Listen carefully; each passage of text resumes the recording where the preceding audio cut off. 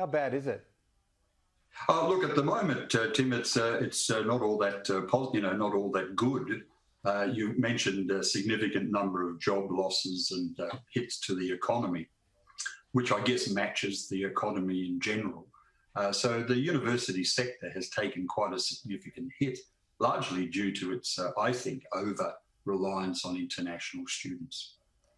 And what is the perception overseas on how Australia is going with the pandemic in terms of, well, the lack of people coming over and the pandemic in general? Yeah, I think, Janie, the reluctance to come into the country is driven by Australia rather than internationally. The reality is that Australia has handled the pandemic extremely well. I make a small apology as a Victorian, but despite that, as a country, we've managed it very well. And we are looking at potential bubbles, as they're referred to, where we are able to bring cohorts of students. Darwin University last week initiated a pilot project where it brought 70 or 80 students into the country, put them in quarantine with the intention of getting back into action.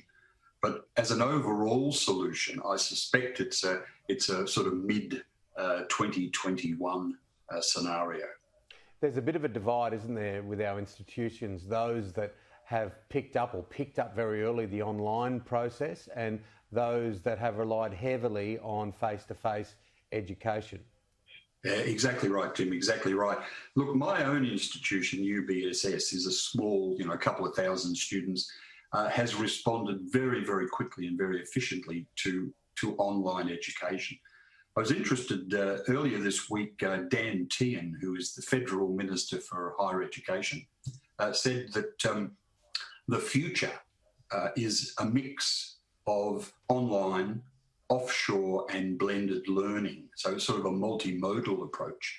And I think a lot of universities and private schools are going to have to address that very, very quickly. Curtin University last week announced that it's decided to become an online university with some practical components, but essentially moving completely to online, which is in line with Dan Tehan's kind of view and philosophy, I suspect. And Professor, what about alliances with other companies? Has this had a positive impact?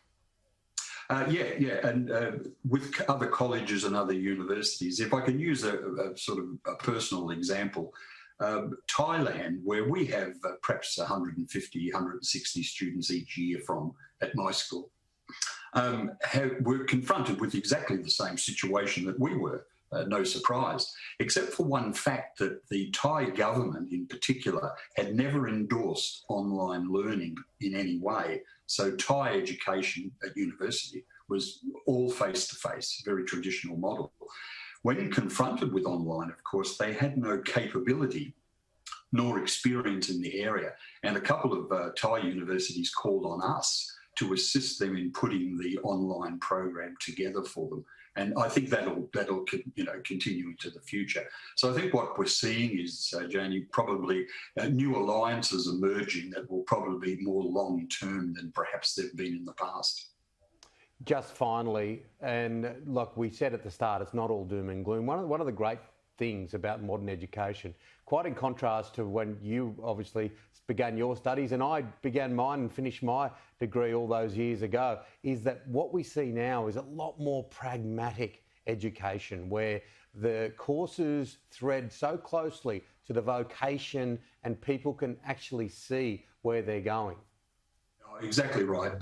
Look, I was at university in the early 70s and it was a very sort of insular environment, but today's environment's very different with industry contacts, world alliances. The simple, use of the internet, for example, has changed the way we operate at university level. Exactly. Professor, yeah. Sorry, we just spoke over the top. Sorry about that. Professor Greg Whateley, thank you so much for your time. We can see that guitar behind you. Do you play at all? Do you have a favourite song?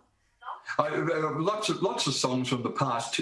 Before we came on, just very quickly, Tim mentioned Cat Stevens. Believe it or not, I bumped into Cat Stevens, the man himself, in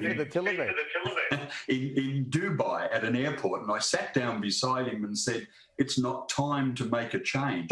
He looked at me and repeated the second line of the song, and we became instant friends. Oh, Yusuf Islam, all very young. I remember it takes me back to radio days all those years ago. Look, thanks for coming on the show. Enjoy your weekend. Pleasure. Thanks for your time.